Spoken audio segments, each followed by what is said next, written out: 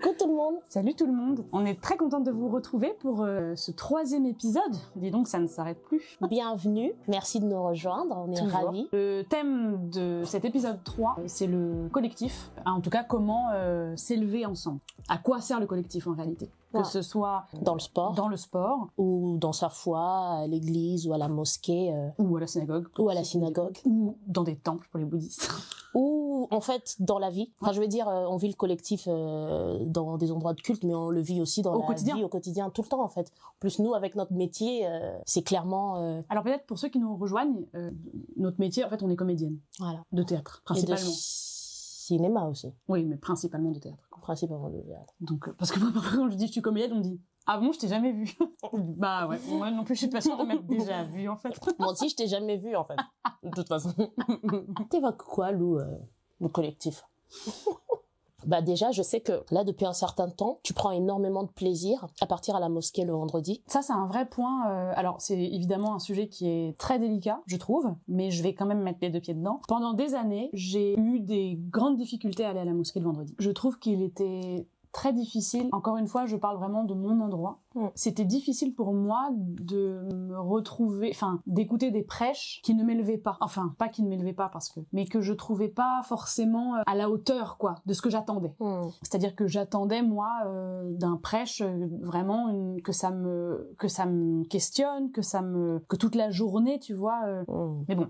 C'est pas le sujet. En tout cas, pendant longtemps, je n'allais pas à la mosquée aussi pour ça, parce que je trouvais que les prêches étaient vraiment pas très intéressant en fait. Ouais. Et je me disais waouh, c'est compliqué déjà avec le boulot, le truc d'y aller. Parfois t'as des prêches qui durent 1 heure et t'es là bah ouais mais les amis, faut aussi vous adapter parce que les gens travaillent, donc en fait ils viennent à leur pause déjeuner. Mais tout simplement 1 heure, c'est dur de garder sa concentration pendant 1 heure. Et puis voilà, t'es assis par terre, puis après il y a la prière, et donc on vient aussi pour la prière en groupe, Et puis là, depuis quelques mois, c'est vrai que j'y retourne. J'y vais vraiment tous les vendredis au maximum. Et ce qui est drôle, c'est que donc je fais plusieurs mosquées pour trouver vraiment peut-être celle où vraiment je vais me dire waouh. D'ailleurs, à 2 semaines, j'ai été à la mosquée de Vigneux et le prêche était superbe. Mais les fidèles, c'était compliqué.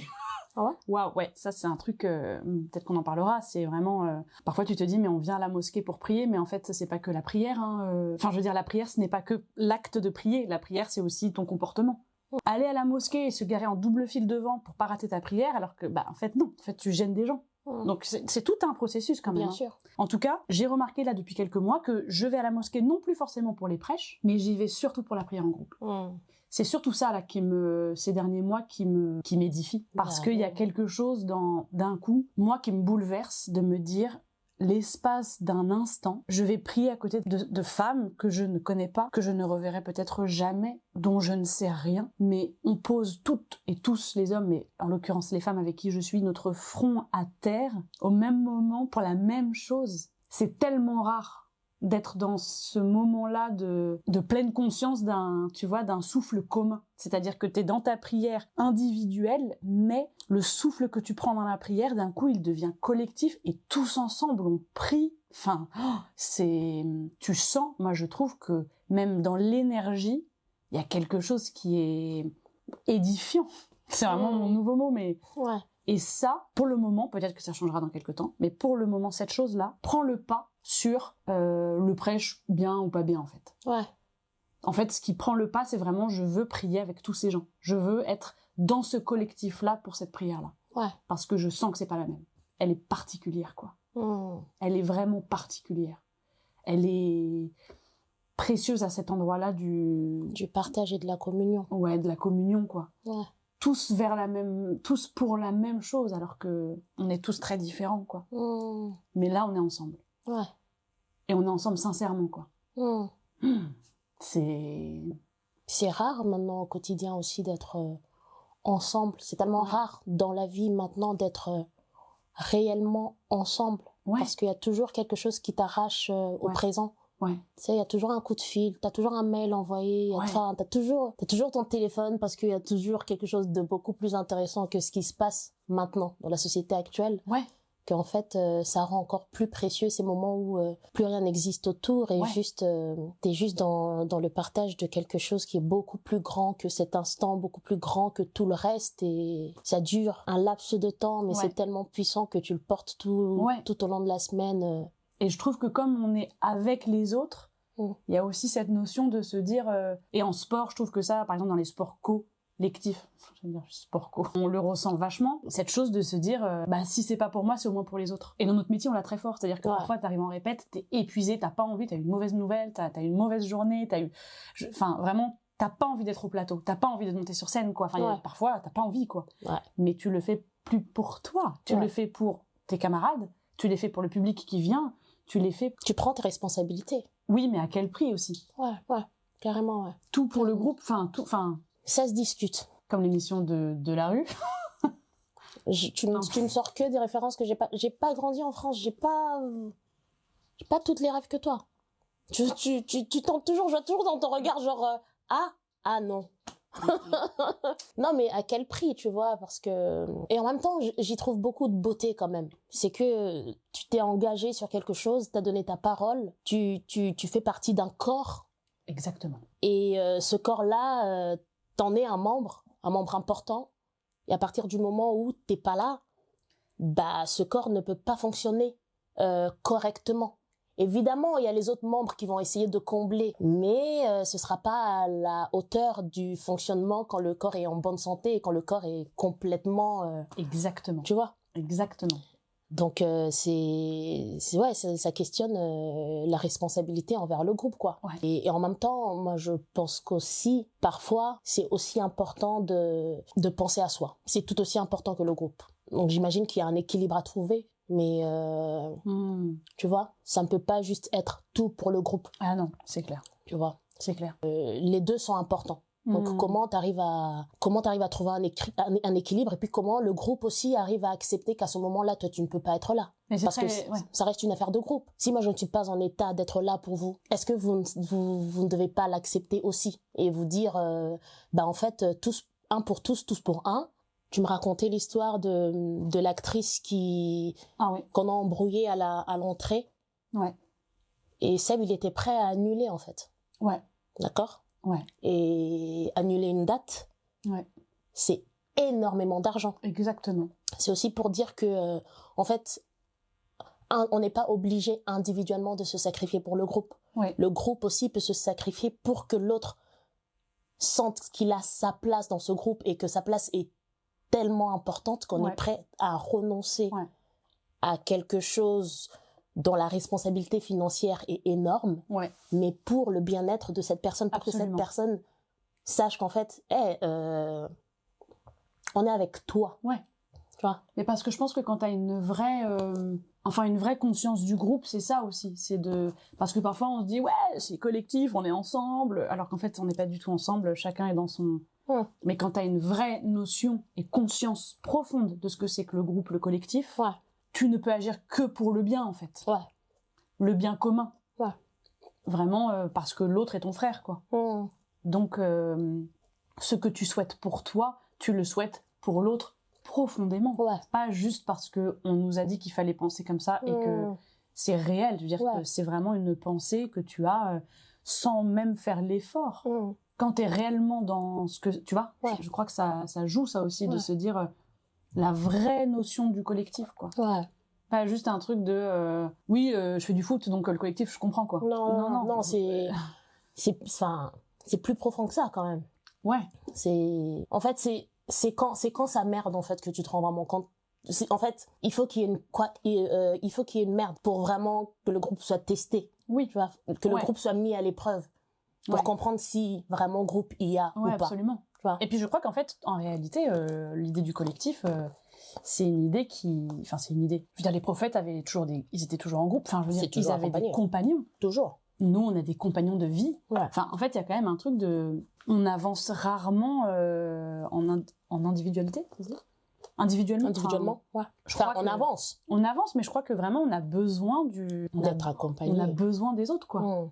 Parce que je crois que c'est par l'autre aussi que j'apprends véritablement, après c'est des notions philosophiques, quoi, mais de se dire, l'autre est vraiment aussi mon reflet. Je sais pas si ça a à voir ce que je vais dire, mais ça me fait penser à ça. Il y a un poème soufi qui s'appelle le Cantique des oiseaux, qui a été ensuite adapté en conte, puis en théâtre, et ça s'appelle en théâtre la Conférence des oiseaux.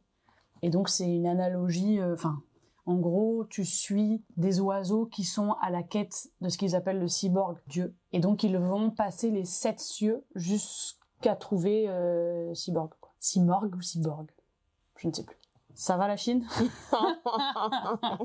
Ne stigmatise pas les peuples. Pas du tout, mais on sait que certaines communautés sont plus à l'aise avec les héros que d'autres. C'est vrai. Et c'est ok. C'est très ok, c'est naturel Et d'ailleurs. c'est hyper naturel. Enfin, moi, je ne peux pas roter, j'ai une malformation qui fait que je ne peux pas. Tu ne rotes pas, meuf? Non, je ne sais pas roter. Et pendant des années, je me suis dit, mais Attends, tu ne sais pas roter? non, je peux pas. Et quand t'étais bébé, alors tu faisais pas de rot? Alors, ça, je ne sais pas. Mais pendant des années, je me dis, mais pourquoi j'arrive pas à roter? Je comprends. En fait, je rote pas, ça me fait un bruit, genre comme si... Ah, c'est tes trucs que tu fais... Non, pas ça. Ça fait genre un... Comme si j'étais un crapaud, ça fait... Mais c'est à l'intérieur de moi. Je me disais, bizarre. Et pourtant, je bois du coca et tout le monde me disait, mais rote. J'étais là, mais je ne peux pas. J'ai dû roter, j'ai 34 ans, je sais pas, j'ai dû roter peut-être 10 fois dans toute ma vie. Et du coup, quand je rote, j'ai l'impression que c'est la fin du monde, que je vais vomir et tout, tu vois. Et un jour, je regarde une émission de santé, et là, il y a quelqu'un qui explique qu'il y a des gens qui ont un problème de... C'est une malformation, pas grave, hein. De je sais pas trop quoi, là. Et qui, du coup, ne savent pas roter, peuvent pas roter. Et je me suis dit, mais c'est ça, c'est moi, je peux pas roter. C'est ouf. C'est dingue, hein. Mais tu m'as déjà vu roter, même? Bah, tu fais des bruits bizarres. Je crois que je me dis, c'est ton rot, quoi. Non, ça, c'est le hockey, ça s'appelle. Bah, toi, tu fais un hockey, alors que le hockey... Comme ça. Ouais. Bah, ça, c'est un hockey. Ouais, mais un hockey, c'est pas toute la journée. T'en as toute la journée de ces trucs. Wow. Lou, à chaque fois que je te vois, Oh non. je te vois tous les jours. Et dans la journée, Tout le temps, on dirait que je suis chérie, bleue, tu le quoi. fais tout le temps. Bah, Dans- c'est encore un tic, Moi, je me alors. suis dit, c'est un rot. Parce que le hockey, moi, le hockey, ça m'arrive une fois tous les 4 mois. Bah, ma foi. Bon, de toute façon, On s'éloigne. On s'éloigne. On n'est pas là pour parler des héros et des hockey. Donc, en tout cas, il grimpe les 7 cieux. Et lorsque la huppe, l'oiseau le plus important de tous ces oiseaux-là, arrive au 7e ciel, il arrive comme ça et il voit un miroir. Et il dit, mais je comprends pas, je devais voir Simorg ou Cyborg. Et on lui dit, bah oui, regarde bien. Et en fait, il voit son propre reflet dans le miroir, puisque Dieu est en nous, puisqu'on est sa création. C'est trop beau, non? Moi, ça me bouleverse, quoi. Ils font toute une épopée pour, tu vois, les cieux, les trucs, les tempêtes. Et au final, il arrive et il y a juste son reflet. Et en fait, bah oui, c'est ça. Et je trouve que le collectif, c'est aussi ça. C'est de se dire, c'est en l'autre que je vois la création. Donc en fait, que je peux comprendre aussi moi. Enfin, absolument. C'est ça qui te tient comme une colonne, en fait. Le collectif, c'est une colonne vertébrale, je trouve. Ouais. Ça devrait être ça, en tout cas. Ouais. Et au sport, moi, je me rappelle quand on a commencé, on allait au cours collectif. C'est vrai. On n'allait pas à la muscu encore. Non, déjà, parce qu'on avait trop peur. On avait trop peur. On était très impressionnés. Puis on savait pas. On savait pas. Puis la salle, elle donnait pas très envie d'aller à la muscu quand même. Hein. Moi, ça me donnait pas très envie. Hein. Ah ouais? Bah, c'était pas très grand. C'est pas comme si c'était là, la salle on air, tu vois. Moi, je pense que j'étais juste, vas-y, fais des pubs, ouais, c'est bien. Moi, j'étais surtout intimidée. C'est pour ça que je montais, je prenais les poids et je descendais en bas, tu vois. Je pense que j'étais... Non, mais quand on a commencé les cours collectifs, tu faisais pas encore les poids? Si? Non, quand on a commencé par les cours collectifs, ensuite je pense que toi t'es parti travailler, t'es parti plusieurs jours. En tout cas, je sais que j'ai commencé la muscu sans toi, quoi. Et donc du coup, j'allais pas dans la salon où je prenais un poids, je descendais, et je faisais mes trucs toute seule. Je t'envoyais des petites photos et tout. Ouais, mais les cours collectifs, il y avait quelque chose qui te porte quand même. Oui, il y avait quelque chose qui portait, c'est sûr, de ouf. Ouais, il y a quelque chose de, on se sent un peu puissant, quoi. Enfin, mais parce que le groupe fait ça. Tu vois, on se sent un parmi tant d'autres vers un même objectif et on se sent porté, galvanisé par le groupe et du coup, on se sent fort. Bah ouais. T'as moins envie de lâcher. Parce que, tu sais, des fois, on regardait des vieilles dames et tout, et elles étaient là à fond, elles étaient pas fatiguées, mais on était essoufflés et tout. Après, on se disait, ah, si elle y arrive, moi aussi, tu vois. Ouais. Puis on se marrait bien aussi. Qu'est-ce qu'on se marrait? On se marrait bien. Mais moi, j'ai remarqué que même aujourd'hui, même si j'aime beaucoup m'entraîner seule, bah, je préfère m'entraîner avec toi. Et non pas parce que t'es mon ami.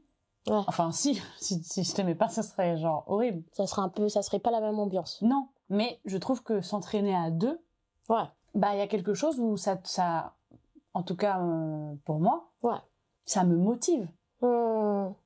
Vraiment, mais c'est pour ça d'ailleurs que je suis allée dans une salle de sport. Parce qu'au début, je me suis dit, je vais essayer de faire du sport à la maison. Mais moi, le sport à la maison, j'ai essayé, hein. pendant le confinement. J'avais mon tapis, mon truc. Je suivais même, je vais te dire, les vidéos YouTube de Chana Cress. Tu te rappelles Chana Cress? Je me souviens. Elle faisait des vidéos YouTube et je suivais les vidéos YouTube de Chana Cress et tout ça. Mais en fait, toute seule. Mais après, c'est mon tempérament aussi. Tu t'ennuyais très vite, non? Bah, en fait, c'est là, genre, bon, bah, en fait, si j'ai pas... Après, moi, je suis flemmarde. Tu procrastines très vite aussi. Mais puis, je suis une grande flemmarde. Moi, c'est hardcore. C'est vraiment hardcore. Jamais je n'emploierai ce mot pour te décrire. Ah si, vraiment. Mais c'est parce que j'ai une discipline de malade depuis plus de 10 ans. Mais moi, j'ai raté ma scolarité parce que je foutais rien. Mais vraiment, tu sais, quand tu ne fais rien, c'était moi. Je montais dans ma chambre pour faire mes devoirs. Je mettais tout en place pour faire des devoirs. Et je restais comme ça. C'est parce que t'es une rêveuse, toi. Et il ne se passait rien. Mais vraiment, littéralement, rien. Et quand j'arrivais après et que j'avais pas fait mes devoirs et qu'on me disait, mais en fait, je n'avais rien d'autre à répondre que de dire rien. Moi, ce que j'aime, il y a deux choses. J'aime beaucoup m'entraîner avec toi, mais il y a un piège là-dedans parce que quand je m'entraîne avec toi, je suis pas concentrée. C'est à cause de moi? C'est pas à cause de toi. C'est être avec toi me met dans un truc de connerie. Ou alors... Mais est-ce que ça fait ça avec ta nièce, par exemple, ou c'est que moi? Comment? Ma nièce, je la coach. Tu vois? Je la coach. Donc c'est pas pareil. Puis ma nièce, c'est pas mon amie, en fait. Tu vois ce que je veux dire? C'est que, en fait, toi... Alors... Attention les bruits de bouche, quand même, hein. J'adore quand on fait genre... parce que Bénicia fait de la SMR en fait, il faut savoir ça. Qu'après, parce que vous ne savez pas les coulisses du montage, comme nous ne sommes pas des professionnels de l'image, le montage, on se marre au montage et après on enlève les bruits de bouche ASMR de Bénicia. Donc si vous voulez une chaîne ASMR spéciale, on va créer un compte mime pour ça. Je pense qu'on va percer. Je pense que moi je suis pas aussi forte que toi. En quoi? En bruit ASMR, je pense que tu peux... Mais tu sais, je suis très étonnée parce que tu as des sacrés bruits de bouche quand même quand tu manges les radis, par exemple. Oui, mais que les radis. Ok, bon, on mettra des radis comme ça. Ah non, mais là, je pense qu'on met des radis, c'est déjà... Moi, je vais plus parler, je vais faire que manger. Parce que j'ai une passion radis. Je suis à 1 boîte et demie par jour. D'ailleurs, là, ça fait 2 jours que j'en ai pas mangé. Pourquoi? J'en ai pas acheté. Je fais des tests. Est-ce que je peux m'en passer? C'est vrai? Ouais. Tu essaies de t'en passer? Ouais. Pourquoi? Parce que je trouve que l'excès n'est bon en rien. Non, mais ce que je voulais dire... c'est que alors quand je m'entraîne avec toi, en fait quand on fait le haut du corps, puisque tu me coaches, du coup je suis concentrée parce que je suis vraiment au travail, tu vois. Et puis j'adore aussi parce qu'on finit toujours par faire des figures. Enfin, tu m'entraînes à faire des figures. On n'est pas non plus des gymnastes, hein. Franchement, c'est super cool ce qu'elle fait, Lou. Vraiment, c'est vraiment stylé. Elle fait parce qu'elle m'aime. Non, mais oui et non en même temps parce que c'est vraiment stylé ce que tu fais. Alors ça me plaît parce que du coup je suis concentrée parce que t'es en train de me coacher quoi, donc j'écoute et puis je suis une bonne élève et puis on finit toujours par faire des figures et tout ça. Et d'ailleurs c'est hyper important parce qu'à chaque fois qu'on fait des figures, quand j'arrive je me dis mais je vais jamais réussir à le faire et tu me dis mais si tu vas réussir et tout machin. Et donc du coup j'essaie de le faire et tout, je galère, tu m'expliques machin nanana et ensuite tu t'éloignes un peu, tu te mets sur le côté. Et il y a un truc, ça nous est arrivé au moins 3 fois, donc je pense que c'est vraiment une vérité qu'on peut établir. Et voilà. À chaque fois, je te dis, viens devant moi parce que j'ai besoin de te voir pour y arriver. Et à chaque fois, ça marche. Tu sais, à chaque fois, tu viens, je te regarde, et dans ton regard, je lis, je vais y arriver. Et je le fais, j'y arrive. C'est vrai. Donc ça veut dire que c'est par le regard de l'autre que tu prends confiance en te disant « I can do it ». Alors, je ne sais pas si ça pourrait être n'importe quel autre. Donc il y a la notion amour. Toujours plus. Je sais pas, mais en tout cas il y a la notion de tout ce qu'on partage, de ce que tu es toi. C'était Montaigne qui disait ça de quelqu'un, je ne sais plus qui. Je sais pas, ça doit être un autre auteur avec qui il était très très ami. Et on lui demandait en gros pourquoi quoi. Et il répond parce que c'était lui et parce que c'était moi. C'est trop beau. Et donc du coup, bref, je pense que c'est parce que c'est toi. Tu te souviens, une fois on était en tournée, toi et moi, dans le même spectacle. C'était il y a longtemps, donc je sais pas si on était déjà si amis que ça, mais je pense on s'entendait vraiment bien déjà. Et je me souviens, je faisais le truc de la bouteille, le jeu de la bouteille comme ça là, pour qu'elle revienne, pour qu'elle tienne sur la table. Je me souviens très bien. Je t'ai dit, Lou, regarde-moi, je vais le faire. Genre. C'était genre en mode ok, là j'y arrive pas, Lou regarde-moi, hop, maintenant je vais y arriver. Et quand je l'ai fait, j'ai réussi. Tu te souviens ça ou pas? me dit quelque chose, ça me dit quelque chose. À l'instant quand je l'ai refait, je l'ai pas loupé 1 ou 2 fois pour y arriver. Hein. C'est direct. J'ai réussi à le faire. Donc ça veut dire qu'il y a quand même il y a quand même quelque chose que tu puises chez l'autre, quoi. Bah ouais, c'est-à-dire que ça te permet d'y arriver. D'y arriver et d'y croire. Ouais. Aussi. Peut-être aussi parce que parfois, l'autre y croit plus que toi. Et que par ce regard, tu le vois. C'est-à-dire que toi, quand tu me dis, par exemple, les anneaux, j'y arrive pas, moi, je sais que tu vas y arriver. Je sais que tu vas y arriver parce que je connais ta musculature, parce que je sais que tu peux te soulever, parce que je sais que tu as assez d'abdominaux pour pouvoir ensuite effectuer... Enfin, je sais de façon physiologique que tu peux le faire, en fait. Je le sais, j'y crois, je sais. Enfin, ça me paraît complètement dingue que tu n'y arrives pas. Tu vois? Ouais. Donc quand je te dis, mais non, fais-le, je suis convaincue. Ouais. Et je le vois, ça, chez toi. Ouais. Et du coup, j'y crois avec toi. Donc c'est la conviction de l'autre, parfois, qui te permet, d'y arriver. En fait. Ouais. Et ça me fait penser à cette histoire de cette petite fille qui... Donc je vais vous raconter cette histoire qui est sublimissime. Mais c'est pour parler de la conviction. Que parfois on n'a pas en nous, mais que l'autre a. C'est dans un village, la pluie ne tombe pas. Ça devient compliqué pour les récoltes, il fait très chaud. Des villageois vont voir le chef du village en lui disant il faut prier pour que la pluie tombe. Donc le chef du village dit ok, je vais le faire. Il s'enferme, il prie, la pluie ne tombe pas. Il réunit tout le village et il dit écoutez, je vais demander à tous les hommes du village de venir avec moi prier pour que la pluie tombe. Ok, tout le monde se réunit, il prie, la pluie ne tombe pas. Bon, il dit on va réunir aussi les femmes. Prions tous ensemble pour que la pluie tombe. Il prie, la pluie ne tombe pas. Et puis il y a un homme qui dit à un moment donné au chef du village, il y a une petite fille qui passe et qui dit on pourrait peut-être demander à cette petite fille. Tout le monde rigole et le chef dit si nous tous on a prié et la pluie n'est pas tombée, vous pensez que cette petite fille là va faire tomber la pluie? On perd rien à essayer. Ouais. Ok. Ils vont voir la petite fille et ils lui disent est-ce que tu veux prier pour que la pluie tombe? Elle dit d'accord et elle part. Et donc ils lui disent non mais il faut prier ici. Elle dit oui mais je vais chercher quelque chose. Et elle revient avec un parapluie. Et là, tout le monde rigole en disant ah ouais, donc elle pense vraiment qu'elle va rentrer dans le temple, elle va prier, elle va sortir, la pluie va tomber. Tout le monde se moque. Elle rentre avec son parapluie dans le temple, elle prie, elle ressort et la pluie tombe. C'est-à-dire que elle était tellement convaincue qu'en demandant à Dieu de faire tomber la pluie, que la pluie allait tomber, qu'elle est venue avec son parapluie parce que en fait, la pluie va tomber. Et là, le collectif, cette histoire. Le groupe s'incline face à cette petite fille parce que la conviction de cet enfant à ce moment-là, elle bouffe tout, quoi. Elle bouffe tout. Et je trouve que c'est ce qui se passe quand on est à deux, parfois, de se dire, l'autre y croit. Ouais. Donc, je peux le faire. Ouais, je peux le faire. Ouais. Il y croit pour moi. Carrément. Et ça, c'est la puissance aussi des couples. De se dire, à des moments, tu t'engages dans un projet, dans un truc, tu sais pas, tu dis, tu doutes, et d'un coup, ton partenaire, parce que c'est ton partenaire, dans le mariage, va y croire pour toi. Ouais. Et c'est ça aussi que parfois t'attends de l'autre. Que d'un coup, il puisse ou elle puisse... En fait, le soutien, c'est ça aussi. Ouais. Le soutien d'un groupe, c'est ça. C'est de se dire... C'est comme, tu sais, quand tu fais à l'ESSEC, on fait des concours d'éloquence et tout ça, avec des jeunes et tout ça dans des groupes. Et c'est trop beau parfois de les voir en groupe parce qu'on leur dit, il y a une personne dans le groupe qui va devoir parler pour le collectif, quoi. Ouais. Et c'est trop beau de voir comment est-ce qu'ils choisissent entre la personne qui va parler, où il y a vraiment un truc de... On a réfléchi tous ensemble. Ouais. Et là, collectivement, on se dit que c'est toi qui va parler pour nous tous, quoi. Et en fait, on a confiance. Et l'autre, parfois, dit, non, mais attendez, moi, je suis pas sûre de pouvoir gérer parce que quand même, on sait que tu peux. Ouais. Vas-y, fais-le. Et j'imagine que moi, je connais pas trop le foot et tout. Toi qui es une fan de foot, j'imagine qu'il y a quelque chose de très fort aussi de la croyance. L'histoire la plus récente qui me vient là, c'est vraiment... en fait... Là, par exemple, il y a le PSG qui a gagné la Champions League, mais l'équipe qui a gagné, c'est vraiment ça fait des années qu'ils se tapent les finales, ça fait des années qu'ils ont les meilleurs joueurs du monde, mais ça prend jamais.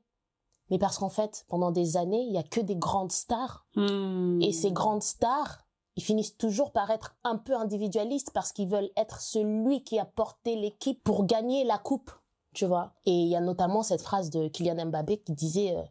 les gars, si je voulais, pendant une interview, tu vois, il dit, si je voulais gagner la Champions League, je resterai pas au PSG. Donc si je reste là, c'est que j'ai envie d'être là. Et l'année où il s'en va, l'année où il s'en va, le PSG gagne la Coupe du Monde, la Champions League, mais l'équipe qui gagne, c'est une équipe qui joue collectif. Et c'est une équipe où la plus grande star, c'est... comment il s'appelle? Ousmane Dembélé, tu vois. Évidemment, c'est un grand joueur. Mais la plus grande star, c'est pas un Neymar ou un Messi, comme ils en ont eu les années dernières. Tu vois, c'est Ousmane Dembélé. Et Ousmane Dembélé, à la finale, il ne marque même pas. C'est qu'il fait des passes. Mais parce qu'à ce moment-là... Des passes décisives. Des passes décisives. Mais à ce moment-là, il se rend compte que c'est l'équipe, là. C'est pas moi. Parce qu'il aurait pu se dire, ah, c'est bon, j'ai fait 2 passes. Ouais. Vas-y, je vais tenter, tu vois. Ouais. Mais à chaque fois, il a pensé à l'équipe, quoi. Ouais. Tu vois. Et c'est bouleversant, quoi. Bah ouais. C'est bouleversant. Et ça me fait penser aussi à, en fait, par exemple, moi, dans la famille dans laquelle j'ai grandi, notre maman, dis-moi. J'allais parler de Jaka, là. C'est vrai? Je te laissais parler, j'allais parler d'une anecdote que tu m'as racontée sur Jaka en me disant, je sais pas si c'est trop intime de dire ça ou pas, mais j'allais le dire parce Vas-y, raconte. Non, vas-y. Non, dis-le, parce que moi, j'allais pas parler de... Bah, j'allais dire que je me rappelle d'un jour où j'avais été bouleversée parce que tu me disais que tu passais devant la porte de Jaka. Jaka, c'est donc sa mère. Et elle était en prière et que tu t'étais arrêtée, elle était vers la fin de sa prière et que tu l'avais entendue prier pour tout le monde, quoi. Ouais. Notamment pour les ennemis, quoi. Pour les ennemis, quoi. Voilà, ceux qui... Et que c'était sincère, quoi. Ouais. C'était une vraie prière pour eux. Ouais. Et je me rappelle, on s'était dit ça et on s'était dit, mais c'est quel niveau, ça, de... Parce que ne serait-ce que moi, à la fin de mes prières, prier parfois pour l'Aouma, pour la communauté, pour tout ça, de façon hyper sincère à chaque prière. Ouais. Et prendre le temps. Ouais. Ouais, franchement, je trouve que j'aspire à ça. Mais prier profondément, sincèrement pour les ennemis. Ouais. Ah non, elle a débloqué à notre niveau, la Jaka. Bah, ma gueule, tu fais quoi? Bah, vas-y, moi, je vais manger des raisins. Enfin, tu vois? Ouais. Sincèrement. Ouais. C'est pas genre, allez, cette fois, je prie pour eux. Non, c'est que profondément, tu peux pleurer pour eux, quoi. Ouais. Pour que Dieu les guide. Ouais, c'est ouf. C'est un vrai niveau. Ouais. C'est vraiment pour les autres. C'est vraiment pour les autres, quoi. Bah oui, c'est la maturité, c'est les années aussi, c'est la vie. Mais je pense qu'il y a des gens, moi je connais des aînés. Ouais, ce que je veux dire, c'est que elle est tellement dévouée aussi dans cette quête-là depuis des années, tu vois. Ouais. Je pense que elle a passé des strates que j'espère nous on passera à un moment de notre vie. Je pense qu'il faut beaucoup de sagesse pour aussi en arriver à se dire en fait nos ennemis ne sont peut-être pas nos ennemis parce qu'ils sont mauvais. C'est que peut-être qu'il y a quelque chose qui les a rendus comme ça. Enfin, je sais pas, mais que en fait prier pour eux pour qu'ils deviennent des personnes meilleures aussi ou qu'ils retrouvent. Et puis tes ennemis c'est aussi la création. Tes ennemis c'est la création, tu vois. Donc si tu aimes ton créateur. Tu aimes tout le monde. Tu aimes tout le monde. Ouais, carrément. Aussi, c'est que nous, quand on était enfants, tous les matins, Jaka, ma mère, elle frappait dans les chambres. Toc, toc, toc, communion. Mais à 6h du matin, quoi. Communion, qu'il fasse chaud, qu'il fasse froid, c'était vraiment communion, quoi. On était là tous, on sortait avec nos couettes et tout. Ouais. On se mettait dans le salon. Elle sortait la Bible. Et c'était pas genre communion... petite prière 5 minutes et puis on part. Non. Prière, genre, elle ouvre la communion, elle fait la prière. Après, elle demande elle désigne 2 ou 3 personnes pour que je vois qu'ils passent la prière aussi. Donc, ça veut dire qu'il faut que tu te réveilles. Ah oui, parce que tu sais pas, ça peut être toi. Ah, tu sais pas? Ah non, tu sais pas, tu vois. Il faut que tu te réveilles pour dire un mot de prière, tu vois. Ou du coup, il y avait... genre parle en langue avec interprétation. Donc tu parles en langue. Le parler en langue, c'est une langue qui est inspirée par le moment et tout, machin, où tu parles en esprit, on va dire. Donc c'est pas du français ou de l'anglais, c'est une langue inventée, une langue de l'esprit, quoi. Et tu parles en langue et avec interprétation, donc tu interprètes ce que tu as dit. À 6h du matin? À 6h du matin. Incroyable, Jaka. Ou alors, elle te dit, dis une parole de prophétie. T'es dans ta couette encore? T'es dans ta couette, tu viens de te réveiller, on vient de te sortir du lit, tu dois te dire une parole de prophétie, tu vois. Wow. Et donc du coup on était là, tout le monde et tout machin. Après moi j'étais la petite dernière, donc moi on me disait toujours de dire la prière de fin, un peu genre, tu vois, la petite prière vite fait, tu vois, qui demande pas tellement de calcul. Edwige la pauvre. Edwige la pauvre. Edwige c'est l'aînée de ma famille et... il fallait qu'elle assure. Ouais, donc du coup, on partageait ces moments de communion, quoi. Et je m'en souviens avec un très grand souvenir. Mais à partir d'un moment, on a arrêté de le faire. Et là, j'y réfléchissais parce que c'est un peu les moments de communion et de prière ensemble.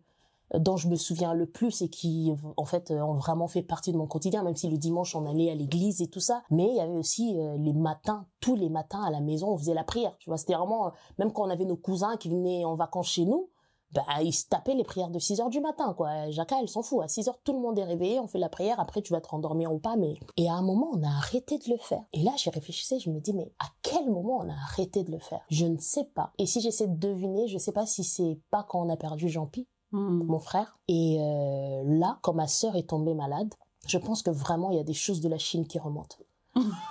Ah oui, je pense que c'est... Enfin, j'ai jamais été comme ça. Jamais. Hein? Non, mais je te reconnais pas. Je ne sais pas. J'ai l'impression qu'il y a... Je fais les mêmes bruits que Pumba. Tu sais? Non? Je fais... C'est vrai que pour le montage de Timon ou l'épisode Pumba, 2... c'est Pumba, non? Oui, Pumba, c'est... le gros. Pendant le montage de l'épisode 2, il faut savoir que donc comme elle vraiment, on a enregistré. T'es trop mignonne parce que vraiment t'as déjà oublié que t'as raconté. Non, je voulais faire une précision. Ah ok. Qu'en fait, on a enregistré quand elle avait atterri de la Chine le matin. Je suis partie la chercher à l'aéroport à 6 heures, on a tourné après en fait. Donc elle était vraiment encore en Chine, littéralement. Et du coup, elle faisait encore plus de bruits bizarres. Ouais. Et vraiment, moi, quand j'ai monté, on me donnait avec le casque. Oh bébé. On était ensemble et j'entendais des bruits. Je me suis dit, mais il y avait un esprit avec nous, quoi. C'est-à-dire, qu'est-ce qu'il y a avec nous, là, pour avoir des bruits, mais d'outre-tombe. Oh, wow. Des trucs genre... Je me suis dit, waouh! Seigneur. Parce que le micro, il enregistre bien. Il enregistre tout. DJI. C'est un bâtard, ce truc. Je te jure. Mais c'est ouf, les bruits que je fais, là. Non, mais c'est normal. C'est normal. Il faut que je fasse un jeûne, je pense. Oui. Ouais, donc du coup, je me suis demandé à quel moment on a arrêté ça.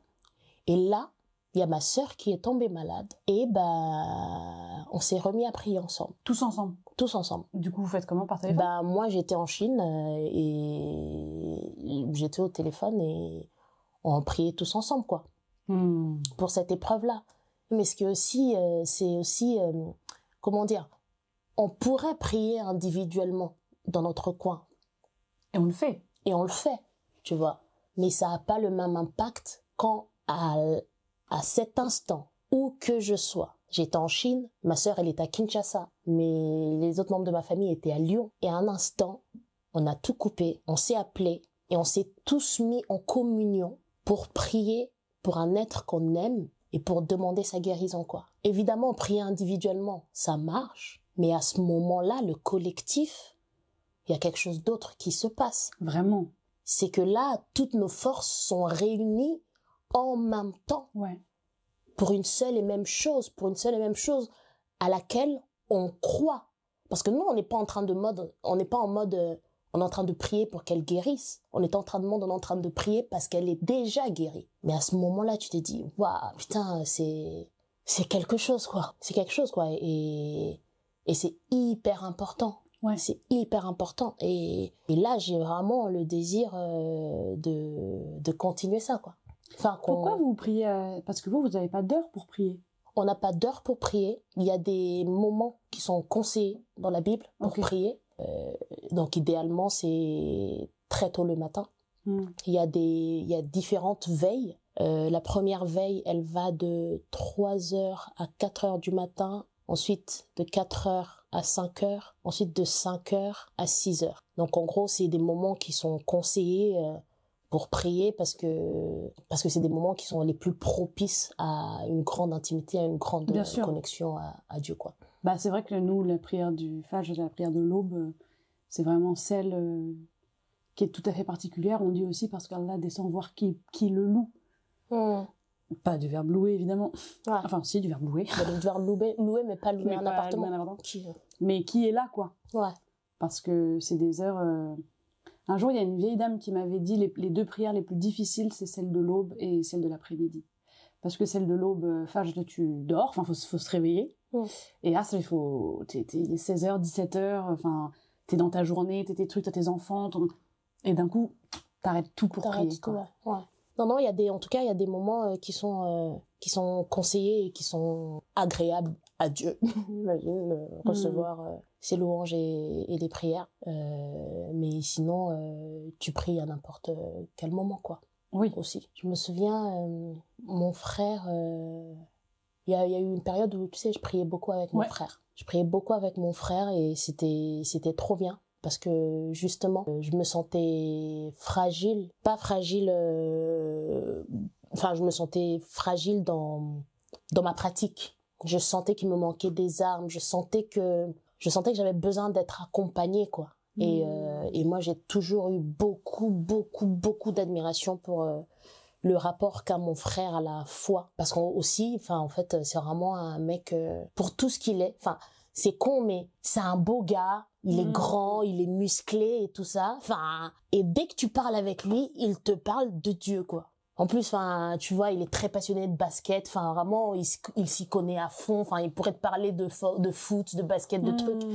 Mais il est vraiment aux antipodes de ce qu'on pourrait attendre de lui, projeté de lui, tu vois. C'est vraiment... Et aussi, je crois qu'il a touché à des sphères spirituelles qui sont très, très lointaines. Et donc, du coup, je me suis dit, s'il y a bien une personne qui doit m'accompagner dans mes prières, c'est lui, quoi. Ouais.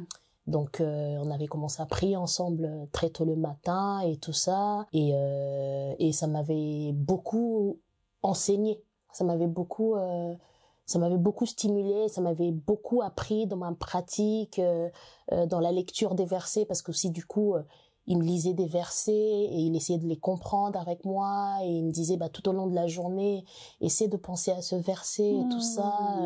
Ce que ça te raconte, vraiment toute la journée, il faut toujours que tu sois connecté à un texte ou à un cantique, une chanson, que toujours... Et puis il me disait, mais tu sais, des fois, quand tu marches pour aller prendre ton bus, cette marche-là de 5 minutes, de 15 minutes, ça peut être un moment où tu parles en langue, donc où tu fais une prière en esprit, tu vois, que tes journées, c'est pas juste tu pries très tôt le matin, et ensuite tu te dis ma prochaine prière c'est le soir, ou comme dit, mais tous les instants de ta vie sont des moments où en fait tu fais rien, tu dis des petits mots, quoi, où tu récites un verset et tout ça, machin, et c'est comme ça en fait que tu te construis spirituellement et que tu grandis, quoi. Et donc du coup j'ai commencé à faire ça avec lui et c'était hyper salvateur parce que par exemple, je me souviens de ces moments, il y a des moments comme ça où t'es tellement ancré dans cette quête-là et dans ces études-là. Je me souviens, des fois, je marchais dans la rue, je me disais, mais là, en fait, il n'y a rien qui peut m'arriver. Tu vois, vraiment, je me sentais... j'avais pas peur, quoi. Ouais. Tu sais. Et clairement, c'est que je marchais vraiment dans le monde en mode, là où je suis à ma place et il ne peut rien m'arriver parce qu'il y a quelque chose de tellement grand qui m'enrobe, tu vois. Mais c'est parce que je fais tout ce travail-là et que aussi, du coup, j'arrive à y croire pleinement. Ouais, bien sûr. Et ça avait été hyper salvateur et c'est important de ne pas avoir honte, en fait, de se rapprocher des gens. Moi, j'ai eu de la chance, c'est au sein de ma famille que je trouve ces personnes-là, mais aller à l'église ou aller à la mosquée, ça permet aussi de rencontrer des personnes qui ont une expérience spirituelle beaucoup plus profonde que nous, pour nous guider, nous accompagner aussi, tu vois. Ça va être cette personne pendant 1 ou 2 ans, et puis après, ça va être une autre personne, et puis après, ça va être toi qui va être cette personne pour quelqu'un d'autre, parce que c'est ça aussi, tu vois, comment les autres sont des éléments de grâce pour toi, mais comment toi aussi, tu t'as fermé dans ta foi pour pouvoir être ça pour les autres. Bien sûr. C'est aussi important d'être dans cette quête-là aussi pour être au service des autres, tu vois. C'est ça. C'est de la transmission. Ouais. Mais parce que je pense que tout est c'est la seule chose qui reste, c'est la transmission. C'est-à-dire que c'était Idrissa Berkane qui parlait de l'économie du savoir, quoi. C'est-à-dire que si je sais quelque chose et que je te le dis, en fait, ça va être que du plus, quoi. Ouais. Et moi, j'ai toujours une pensée, par exemple, aux convertis, tu vois. Parce que nous, dans nos foyers, on a la possibilité d'avoir une main tendue, quoi. Ouais. Mais parfois, je me dis, quand t'es jeune converti ou quoi, et que t'as personne, heureusement qu'il y a les églises, les mosquées, les temples, les synagogues, d'un coup, des endroits où tu peux, où en fait, le collectif, le groupe, ça peut sauver aussi. Bien sûr. Parce que ça te permet de te sortir de toi-même, en fait, et de te dire, d'un coup, il y a des gens qui pensent comme moi, je suis pas seule à penser comme ça. Ouais. Ça, c'est fort, quoi. Ouais, c'est fort. Oui, le collectif, ça peut vraiment ça peut te sortir de toi, ça peut t'aider, ça peut te permettre d'aller même dans des endroits où en fait tu n'aurais jamais pensé aller. En sport, ça, je trouve que c'est flagrant de se dire, enfin, je trouve que ça éveille une sorte de curiosité, quoi. D'un coup, de voir un groupe, enfin, tu vois, de voir des gens faire quelque chose. Ouais. Il y a toujours cette petite appréhension de se dire, bon, enfin, peut-être pas, puis finalement, et puis en fait, au fur et à mesure, ça t'attrape, quoi. Ouais. Le groupe a cette grande capacité-là ouais, carrément. De t'attraper, en fait. Ouais. Puis la curiosité, c'est aussi, en fait, juste aller demander. On l'a fait, nous, quand on a commencé le sport, on a d'abord... En fait, on n'a pas commencé seul, parce qu'en fait, on n'a pas fait un programme seul. On est allé chercher des programmes d'autres personnes. Mais après, au bout d'un moment, on a vu que ça suffisait pas et on a fait appel à un coach. Et c'est parti d'un endroit de curiosité, de se dire, mais en fait, je ne sais pas. Je fais 10 répétitions, mais en vrai, je ne sais pas. C'est quand tu apprends que, quand on fait de 6 à 8, c'est pour gonfler le muscle. Mais quand on fait 15, t'es en train d'allonger le muscle. Ça, il y a des personnes qui ont fait des études, qui sont formées pour avoir cette connaissance-là beaucoup plus poussée. Nous, c'est pas notre métier, donc tu dis 6 répétitions, j'aime bien l'exercice, je le fais, je fais 6, mais tu sais pas en fait ce que t'es en train de travailler. Donc avoir aussi l'humilité de se dire je sais pas. Tiens, je vais aller demander à quelqu'un d'expérimenter ou à la meuf qui est là, elle a l'air de savoir ce qu'elle fait. Ouais. Aller lui demander voilà quoi. Ou alors, enfin, tu sais, le nombre de personnes qui te disent oui, je crois en Dieu, mais je ne sais pas prier, je sais pas quoi lui dire. Le nombre de personnes qui ne savent pas. Moi, des fois, je suis à l'église, j'entends quelqu'un prier et je me dis mais je peux dire ça aussi en fait. Mais le fait d'entendre ça, je me dis ça m'inspire. Mais c'est vrai que je trouve ça difficile parce que nous on a des versets qu'on apprend. Et après ça, moi la prière je la compare toujours à une échelle. Dans le sens où je trouve que la prière vraiment qu'on fait avec nos versets, pour moi c'est le moment où tu montes à l'échelle. Et après il y en a, ils rangent leur tapis et ça m'arrive évidemment. Hop, j'ai fini ma prière, je range mon tapis et je retourne à ma vie parce que voilà. Mais en fait, je trouve que c'est comme si t'es monté à l'échelle, t'es arrivé au ciel et puis tu te dis ok, c'était pas mal, allez, et je redescends. Alors qu'en fait, c'est à partir du moment où t'arrives en haut de l'échelle que là tu peux rentrer en communion. Et donc nous, c'est ce qu'on appelle les doigts, quoi. C'est à partir de ce moment-là où tu vas commencer vraiment à lui parler et à lui demander, à le remercier. Mais je trouve que ça aide quand même parce que avant, c'est des versets que t'as appris. Tu vois. Et en plus, ça te demande du coup, parce que tu vas pas toute ta vie prier avec 4 sourates. Le but, c'est que t'en apprennes. Et donc, ça te demande aussi, d'apprendre des sourates, quoi. Ouais. Un jour, j'entendais une nana dire ça et j'ai trouvé que c'était formidable. C'est une nana qui connaît tout le Coran et elle a commencé ça quand elle était enfant, où tous les matins, avec sa sœur, ils apprenaient des versets, puis après ils récitaient à leur père. Et donc, cette fille-là, elle parlait elle expliquait que dans son apprentissage du Coran, ça l'avait aidé son père l'avait mis en contact avec une fille qui, de son côté, apprenait et avec qui elles sont restées du coup hyper amies, alors que maintenant elles ont 30 ans, tu vois. Et en fait, ça l'aidait de se dire qu'elle avait quelqu'un d'autre qui apprenait et en fait, elles s'appelaient ensemble et elles avançaient en fait ensemble. Et elle disait que seule, ça aurait été beaucoup plus difficile en réalité. Ouais. Et donc encore une fois, c'est à quel point l'autre... moi, ce qui me maintenait dans le sport, c'était aussi de savoir que toi aussi, tu t'y étais mise à fond. Pareil, tu vois. Pareil. Donc vraiment, des fois j'avais pas envie d'y aller et tout, machin. Après tu m'écrivais, tu me disais je vais à la salle et tout. Et ça me motivait, tu vois. Ouais. Je me dis allez, on y va, tu vois. Ouais. C'est parce que je savais que tu le faisais aussi. Je ne sais pas si j'aurais été aussi disciplinée si je ne savais pas que t'étais dans le même travail que moi, tu vois. Pareil. Moi je sais que ça m'a énormément aidé de savoir que on le faisait ensemble, en même temps. Mais je voulais revenir à ce que tu disais par rapport à la prière, parce que je pense que à un moment tu voulais peut-être me demander, tu voulais peut-être me dire que c'était peut-être compliqué pour nous de ne pas avoir de prière. Je me dis c'est vrai que c'est quand t'as pas d'inspi un matin par exemple. Ouais, je me dis c'est un autre endroit que ça se situe, quoi. Ouais, mais il y a des prières qui sont dans des psaumes, dans des versets, tu vois. Mais en tout cas, dans la foi chrétienne. Après, chez les catholiques, c'est autre chose aussi. Sinon, en tout cas, moi, dans le christianisme que je pratique, c'est tu parles à Dieu, quoi. Tu parles à Dieu et tu écoutes aussi. Mais sinon, ouais, il y a des prières qui sont dans des psaumes, dans des livres que tu peux apprendre et les dire et les adresser à Dieu aussi, tu vois. Et puis même notamment les versets, on doit aussi apprendre des versets et les connaître par cœur. Tu vois, il y a un verset qui dit que ce livre de la loi ne s'éloigne point de ta bouche. médite le jour et nuit, tu vois. Donc c'est que vraiment, en fait, il faut toujours que tu aies un verset que tu es en train de travailler, un verset qui t'accompagne toute la semaine.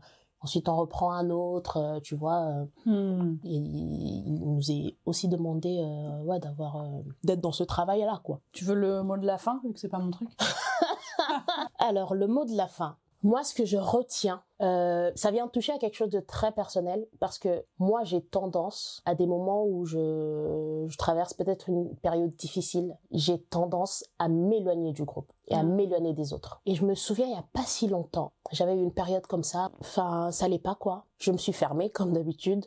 Je parle à très peu de gens. Et dans cette période, je me suis dit, mais pourquoi t'es comme ça? Pourquoi t'es comme ça? Et quand tu vas sortir de ce truc, et si quand tu vas sortir de ce truc, tout le monde est déjà parti, en fait. Si quand toi tu vas décider, parce qu'en fait c'est selon mon timing aussi, tu vois, je me dis, ok, là j'ai l'impression que j'ai besoin de gérer. En fait c'est ça, je suis en mode, j'ai besoin de gérer, donc laissez-moi tranquille, je gère jusqu'à ce que je vais régler cette chose-là. Ensuite, je reviendrai vers vous.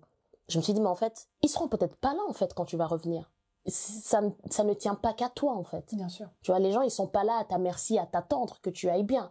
Parce qu'en plus, pendant que tu vas pas bien, ils viennent, ils te demandent et tout, et tu ne réponds pas. Bah, ils peuvent le prendre mal et partir, en fait. Et quand tu vas ressortir et qu'il y aura personne, comment tu vas faire? Tu vois, j'étais là, mais je ne veux pas que quand je vais sortir, qu'il y ait personne.